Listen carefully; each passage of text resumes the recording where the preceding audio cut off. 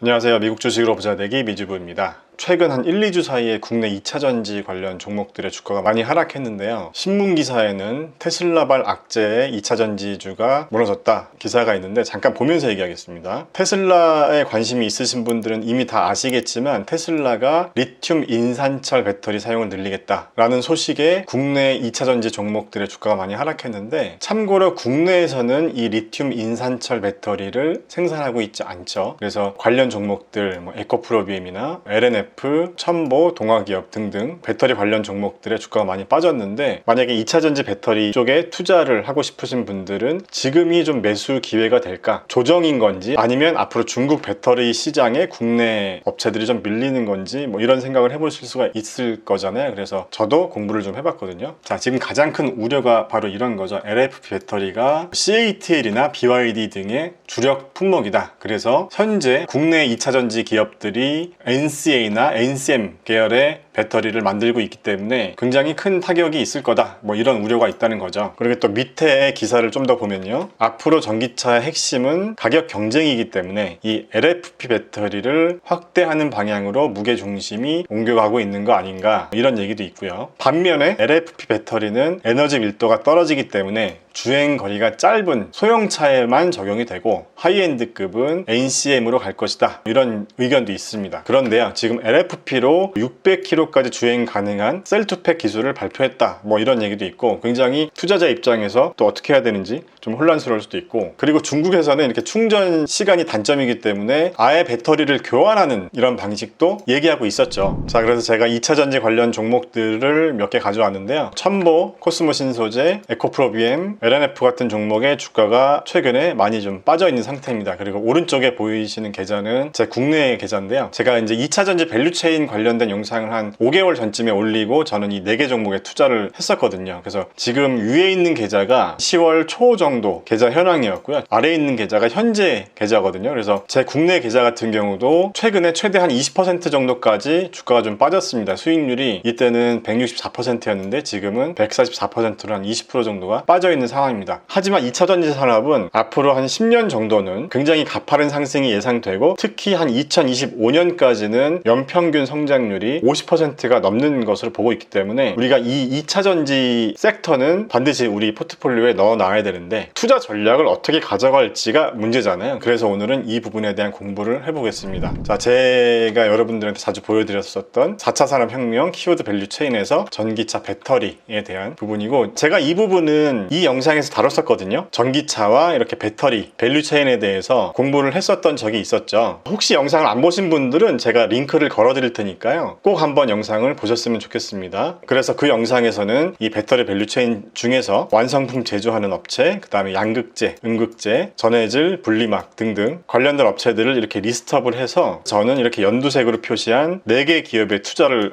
했습니다. 이 4개 기업이죠. 한 5개월 정도 됐는데 수익률이 보시는 것처럼 굉장히 좋습니다. 그때 제가 한 5개월 전에 만들었었던 엑셀이거든요. 그래서 여러 가지 투자 지표들만 보고 괜찮은 기업 4개를 골라서 투자를 한 건데, 사실 그렇게 큰 금액을 투자하진 않았어요. 왜냐하면 제가 투자 지표들만 보고 투자를 했기 때문에 이 개별 기업에 대해서는 깊이 있는 공부를 안 하기 때문에 그냥 개별 종목별로 한 100만 원 정도씩만 투자를 했었던 거거든요. 그래서 오늘 다시 한번 복습 차원에서 공부를 해보겠습니다. 자, 우리가 이 정도는 공부해야 될 것 같아서요, 제가 공부한 내용을 좀 쉽게 설명드려 보겠습니다. 저도 이쪽 관련 전문가는 아니기 때문에 부족한 부분이 있을 수도 있습니다. 자, 배터리 4대 구성 요소가 있었죠. 배터리 4대 구성 요소는 양극, 음극, 여기 있는 전해질, 그 다음에 가운데 있는 이 분리막, 이렇게 4개가 배터리의 4대 구성 요소입니다. 그래서 보통 이 음극에는 흑연을 사용하죠. 흑연을 사용하고 이 양극을 어떤 걸 사용하느냐, 이게 문제거든요. 지금 이 LFP냐 NCM이냐, 이게 양극 활물질을 어떤 걸 사용하느냐, 그 문제인데요. 먼저 우리가 충전과 방전이 어떤 원리로 동작을 하는지 좀 이해를 할 필요가 있거든요. 충전에 대해서 먼저 알아보면요, 우리가 충전을 하게 되면 이렇게 이 양극 활물질에 있었던 리튬 이온이 이렇게 음극으로 이동을 사용하는 과정이 충전 과정이거든요. 이 음극에 있는 이 흑연 요 사이사이로 리튬 이온이 옮겨가는 거죠. 자, 그럼 충전이 끝났으면 이제 이 배터리를 사용해야 되잖아요. 그래서 이 배터리를 사용한다는 의미가 이제 방전되는 과정이잖아요. 배터리를 사용하는 거니까. 그럼 방전을 하는 과정은 바로 이 흑연에 있었던 리튬 이온이 분리막을 통과해서 이 양극 활물질로 이동을 하면서 전기가 이렇게 발생을 하는 거거든요. 자, 그래서 이렇게 전기가 리튬 이온이 다 옮겨가면 방전이 되면서 다시 이렇게 이 양극 활물질 쪽에 리튬 이온이 채워지게 되는 겁니다. 그래서 이 양극 활물질을 어떤 것을 쓰냐에 따라서 배터리의 용량이나 효율이 달라질 수 있다는 거죠. 자, 그래서 이 양극 활물질의 종류에 대해서 한번 알아보면 방금 전에 기사에서 본 것처럼 테슬라가 LFP 배터리의 생산을 늘리겠다라고 한 바로 이제 이 부분인 거죠. 양극 활물질을 어떤 것을 쓰냐.